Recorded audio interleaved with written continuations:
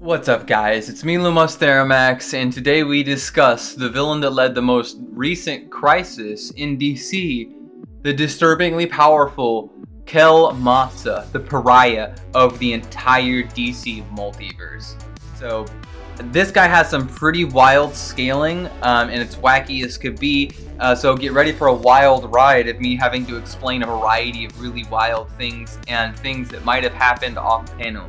But that being said, be sure to like and subscribe down low, and if you have a character or a concept you'd like me to cover, feel free to hit me up on my Cashapp as well as the Discord I have down low, and join the Theromax Corps. Also be sure to sponsor and or check out some of the content from the Omni-Lanterns down in the description below, and with no further ado, let's get into this bad boy. Karl Mossa was a man that operated out of Metropolis from an alternative world in the infinite multiverse that existed during the pre-crisis era. Kell was the most intelligent man on the planet, curing all diseases, including cancer, creating machines that solve all of the weather, and even discovering the existence of the multiverse within the context of DC. Utilizing a machine called the antimatter chamber, Kell penetrated the barrier between universes. Much like Krona, the rogue guardian, he saw the origins of creation itself and the hand, Perpetua's, that had created our multiverse.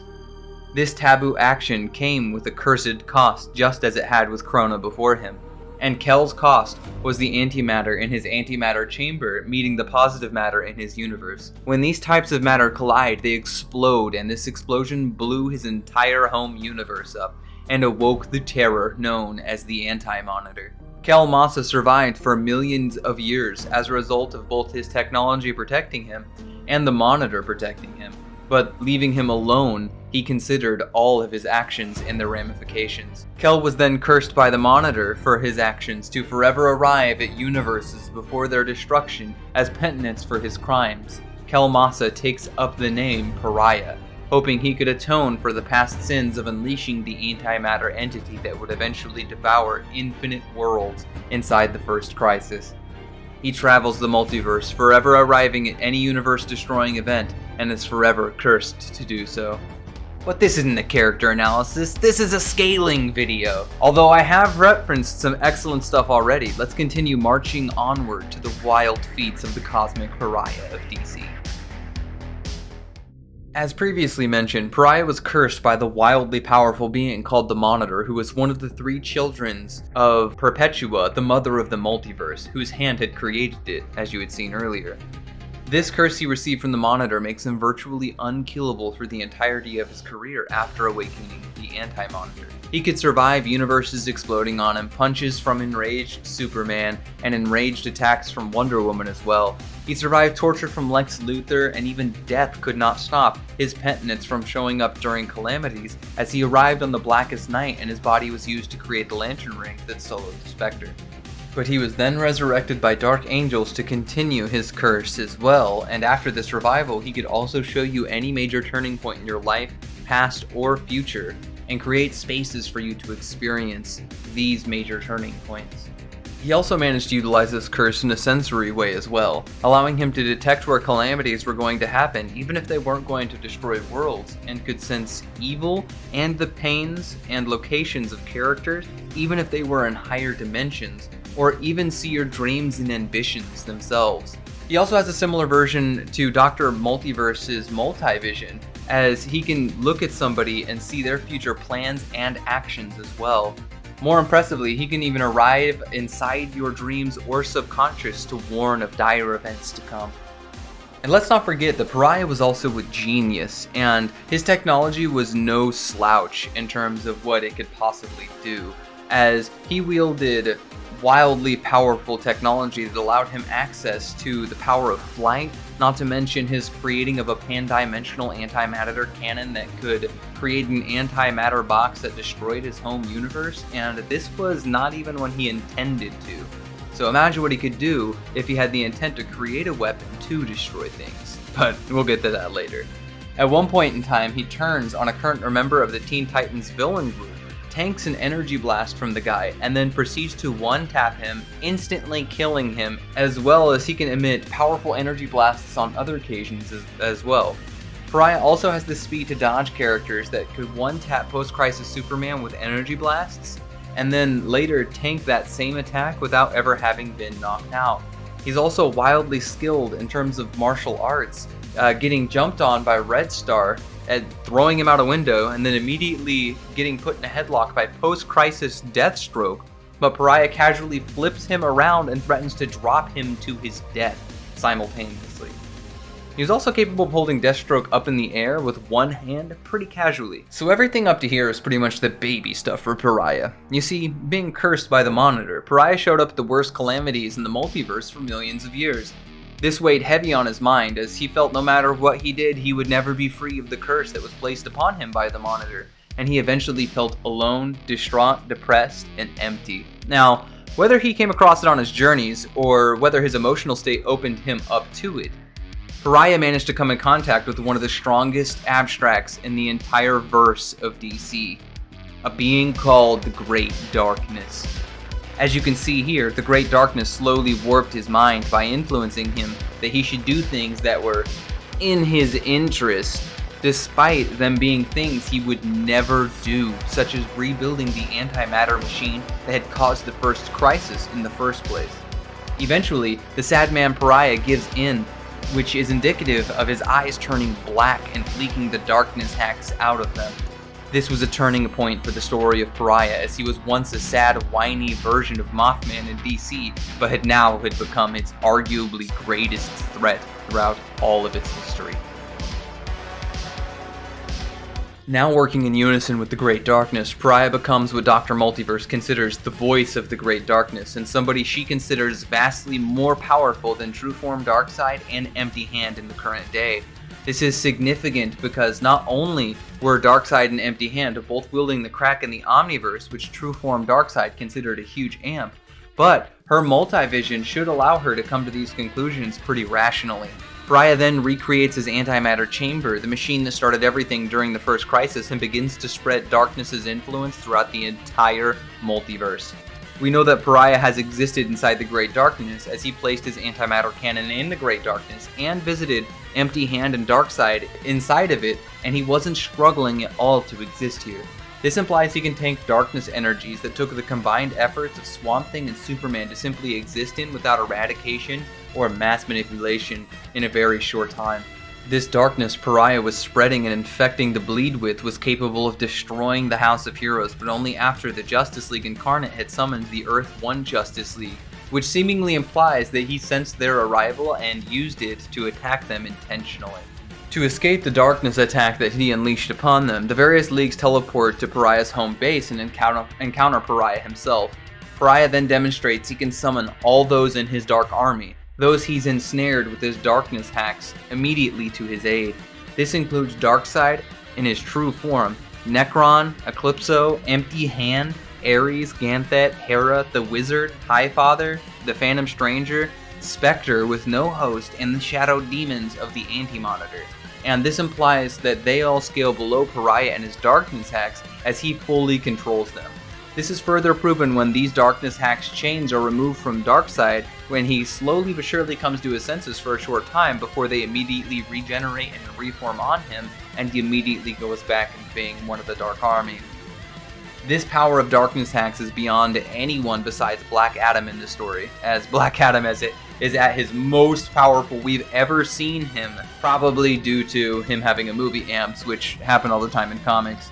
The power Pariah wields is considered without limits in comparison to John Stewart, who wields the Godstorm in this story. The Godstorm was capable of blowing up all of creation in this run, which leads up to it, of course. And this solidifies the beyond creation level powers that Pariah wields, and it's wild to think that he can just delete characters on this level. However, his darkness hacks powers are seemingly tied to the antimatter cannon that he had recreated at the beginning of this original story, because when it's damaged, the power of the Shadow Demons wanes and they manage to disappear, and it's even confirmed a little bit later in the story that he indeed did manage to have his darkness hacks tied to this weapon. Triggered that they busted his machine, he turns and immediately deletes the Trinity of DC, which includes Superman, Wonder Woman, and Batman. and he should theoretically be weaker since his machine is busted, implying that this could just be the base technology that he has on hand or his personal hacks. Before anyone else could react, he then deletes the rest of the League, which includes that Godstorm John I referenced earlier. Pariah then begins throwing hands with the one man who could possibly react to him, Black Adam. While casually catching blows from Black Adam and not being afraid of his strength, even overpowering him, Pariah finds the time to then also delete the Justice League Incarnate during this fight. Pariah begins to delete Black Adam as well, but he casts the strongest Shazam blast we've ever seen before, which Pariah also manages to survive. This Black Adam is seen as easily beyond the rest of the League here, and even manages to return to Earth 1 from where they're at, demonstrating, as I've said before, some of the best feats we've ever seen from Black Adam. So tanking attacks from him is absolutely no joke whatsoever, not to mention that he was also throwing hands really well with the rest of the Dark Army and even Darkseid. It's then seen that Pariah managed to trap the League inside narrative worlds designed to keep them passive, happy, and trapped, just as he had done to Barry Allen, the Flash, in a previous story. When Hal Jordan comes across one of these worlds, he says he's never touched anything this powerful before, and he's touched a variety of powerful cosmic artifacts as well as entities, including the Life entity before, so we know these worlds themselves have wild scaling.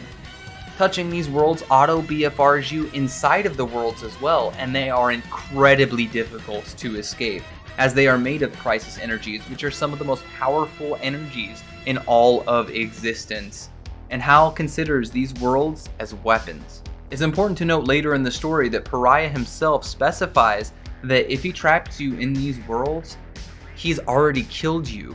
So whenever he deleted the rest of the League earlier, he actually did kill them and even managed to tie their existence to these worlds. Damn. So we clearly have confirmation he did kill everyone hit by that narrative trap ability or that narrative eradication ability. Not to mention, Pariah has been spreading the darkness throughout the many villains of Earth 1, which is also causing a crisis throughout the multiverse as a result. Pariah's main minion, Deathstroke, is entirely subservient to him, proving that he has full control over these minions with his Darkness Axe chains. It's also important to note that he is going easy on the heroes in this scenario because he needs them alive, as his goal is to recreate the former multiverse, and he needs the heroes' stories to do it. Those minions Pariah has can also spread darkness hacks onto others, making it spread like wildfire across an entire world, most specifically the most important one, Earth 1, and giving him more and more control over a large group of metahumans very quickly, as we see it spread even to the entire Legion of Doom when a bunch of C-rank villains roll up on them. To make matters worse, some villains, like Sinestro for example, actually got amps as a result of having these darkness hacks on them. Pariah slapped away constructs from the most relevant Green Lanterns from Earth, such as Hal Jordan and Kyle Rayner, pretty easily. He managed to recreate an entire infinite multiverse with a combination of his hacks, powers, and prep time. Remember that darkness energy I said earlier was spreading throughout the entire bleed? Well, in later chapters of Dark Crisis, it begins to infect the entirety of the DC multiversal map, and the longer Pariah's machinations go on, the worse the corruption gets. He still has access to the teleportation hacks of the Monitor while using darkness hacks, and it's fast enough to even outspeed the Crisis World Amp Superman. He can also summon his Dark Army and Shadow Demons wherever he is, not just in the Great Darkness to protect himself. Although the heroes of Earth believe that Pariah is just crazy, he genuinely is in communication with the Great Darkness itself and working with its hands in order to complete the Great Darkness's agenda. While on Earth, he continues his rampage of nuking entire teams of heroes as he blasts Captain Atom, Firestorm, Blue Beetle, Booster Gold, and even more with the same narrative erasure that he hit the rest of the League with. Despite the hero's best efforts, such as the new Wonder Woman's trying to hack him with her lasso to convince him of her beliefs, Pariah flexes her off and continues deleting them to add to his collection like a cosmic form of General Grievous's lightsaber collecting. Well, if this dude was so powerful, Pariah, how could he be stopped? Well, the only thing that could stop Pariah was actually his own technology. Remember the anti-cannon Pariah had placed inside the Great Darkness earlier? Well, as previously said, his connection to the Great Darkness, or his way to tap into the Great Darkness's power, was that antimatter cannon. The heroes managed to find that machine thanks to a higher being known as Lucifer, bailing them out and handing it to them. They managed to weaponize it and cut off Pariah's connection to the cannon, and as a result, the Dark Army and the Darkness powers. They then fire the cannon on Pariah, finally ending his cursed life forever, visiting the worst moments the multiverse had to offer. So the only way to defeat Pariah is to use his own technology against him. The worst thing is that even if you manage to stop him, his army will continue to destroy everything in their path. Control of the Dark Army will go to whomever braved the darkness the most in his ranks and continue the onslaught of his will. The damage caused by Pariah in this event was so brutal that it took someone called Dr. Light to fuse with the cosmic conceptual space and pure light at the height of her abilities, and using the powers of the light of creation itself fused with the speedsters in the crisis to undo the cosmic damage the Great Darkness hacks Pariah unleashed in their totality. TLDR, Pariah is deleting top-tier heroes such as Superman and Godstorm John, casually granting him some of the greatest AP in the multiverse and beyond, and utilizing the Great Darkness hacks that can control beings from even beyond the multiverse who can entirely threaten the multiverse. Pariah, even before Darkness Amps, was taking attacks from enraged Superman and Wonder Woman, as well as others, with his curse from the Monitor granting him no solid way to be put down by an average character. Speed-wise, he blitzes heroes when he deletes them, and even before has moments where he can dodge attacks Superman seemingly cannot, and exist and move in realms such as the Great Darkness where no physical concepts exist, granting him high levels of speed in the irrelevant range. That being said, Pariah is a monster, and anyone claiming he isn't is just a comic goon. This dude wiles out super hard and causes his own crisis event. Crisis events are often seen as the most powerful events in DC history, and when involving the Great Darkness itself, it took things up a notch compared to prior events for sure. What did you think of Pariah's full list of feats? What was your favorite? Be sure to tell me down low as I read every comment that people post, and I will pin the best comment in the comment section. Therefore, with no further ado, be sure to support me down low with a like and subscribe. Be sure to hit up the Omni-Lanterns inside the comment section below. And as always, it's a blast with you guys. I look forward to a new successful year full of all sorts of wonderful events and all sorts of wonderful videos. And I appreciate y'all for your continued support. And I guess we'll see you next time, Lanterns. As always, later.